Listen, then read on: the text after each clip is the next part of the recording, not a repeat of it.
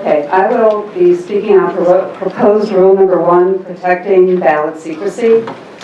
My name is Rhonda Martin and I live in Atlanta. There's a saying in business that even though you always want things faster, better, and cheaper, you can only pick 2 of the 3. With Georgia voting, we have 3 legal requirements. 1, to provide the voter absolute ballot secrecy. 2, to ensure the machines are secure from tampering. And 3, to control wait times by providing 1 voting machine for every 250 voters. I am afraid that given the size of existing polling places, the counties can only achieve 2 of those 3 requirements simultaneously. At this point, it is too late to find new polling places for the presidential preference primary or the May elections. So which law will the counties be forced to violate?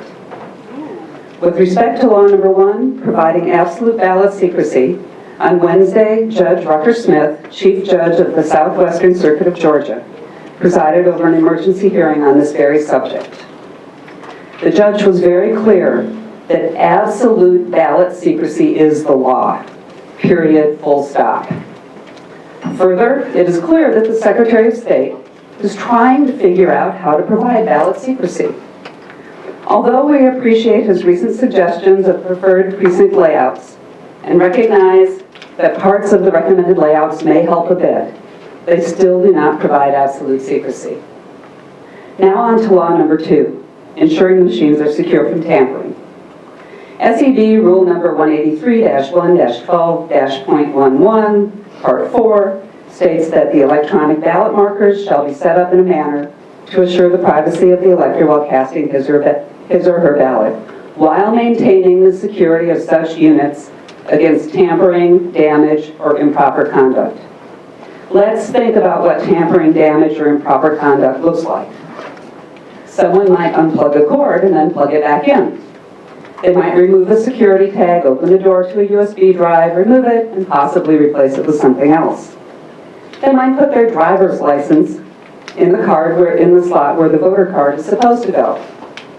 All of these things would occur when a voter is interacting with the DMD, hidden behind the privacy screens. Poll workers must be able to monitor the components of the voting system while voters are interacting with them. Tampering is a contact sport. If you can't see the voters' hands or the vulnerable areas of the equipment, you can't maintain the security of the units. Checking the machines from time to time when voters are not around is like shutting the stable door after the horse is bolted. The damage has already been done. On to law number 3. 1 voting machine shall be provided for every 250 electors. There is no question that the new voting system requires more space than the DREs did. After all, each BMD is accompanied by a printer.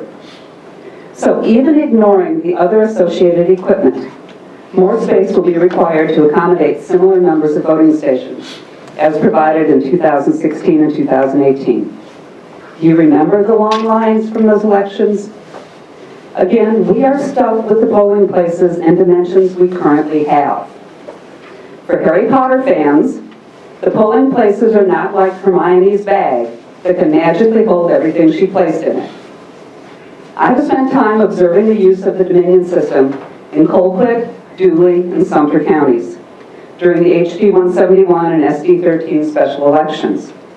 I saw standalone cinder block buildings which serve as dedicated voting precincts. Please refer to the photos I have provided.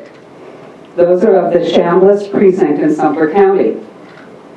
There, the poll manager was so concerned. Please look at them. Look at what these buildings look like. I have. What? We already have. Well, okay. There, the poll manager was so concerned about the ability to see electors' votes that she took the initiative and turned 2 of the BMDs to the wall. This was before receiving guidance from the Secretary of State.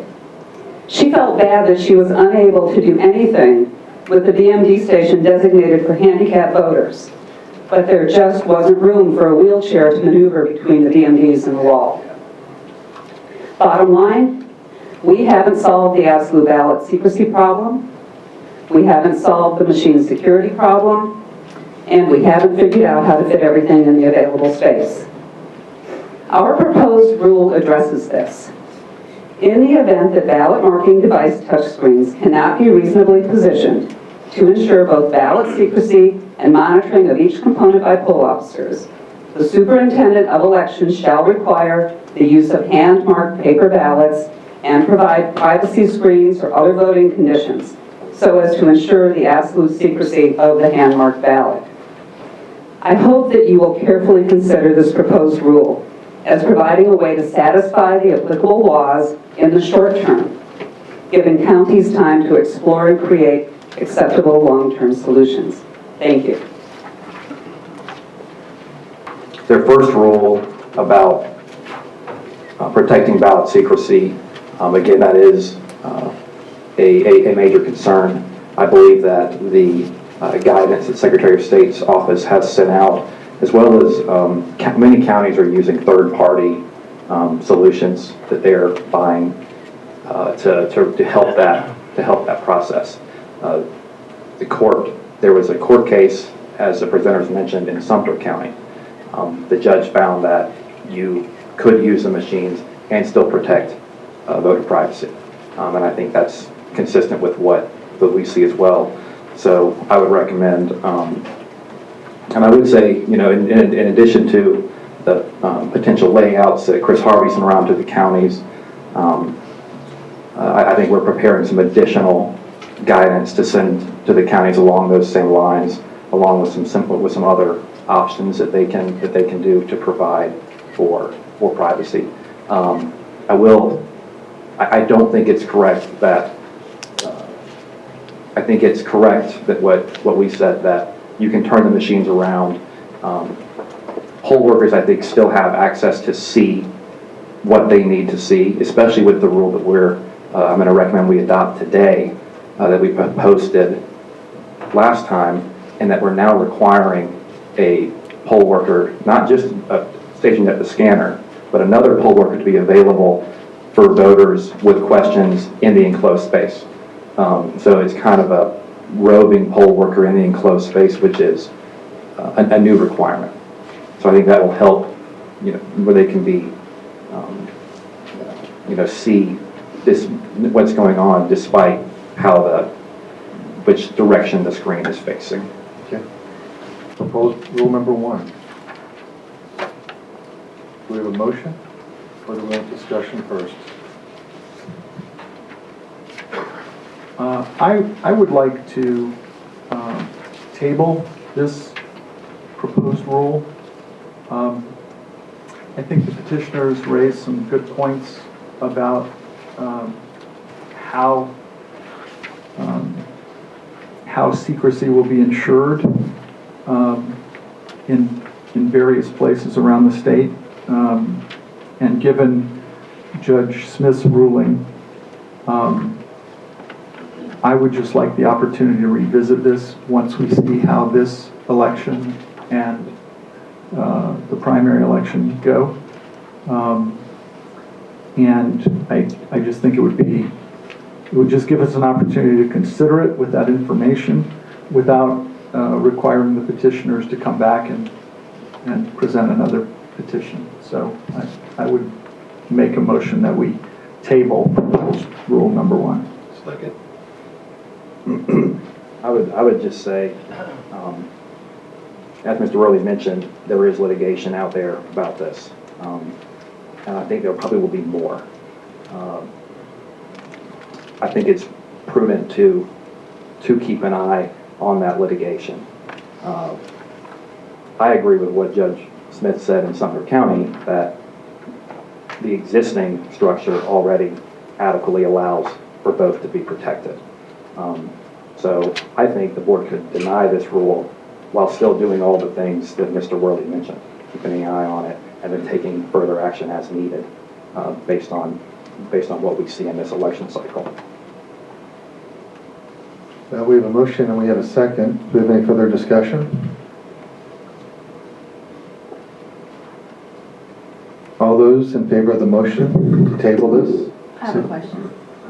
Mr. Worley, when you say you want to table it, do you want to represent it, or what are you talking about? I think if we table it, it gives us the opportunity to bring it back at our discretion without requiring the petitioners to file another petition and come back to us and make a presentation. So, and of course, we can always, come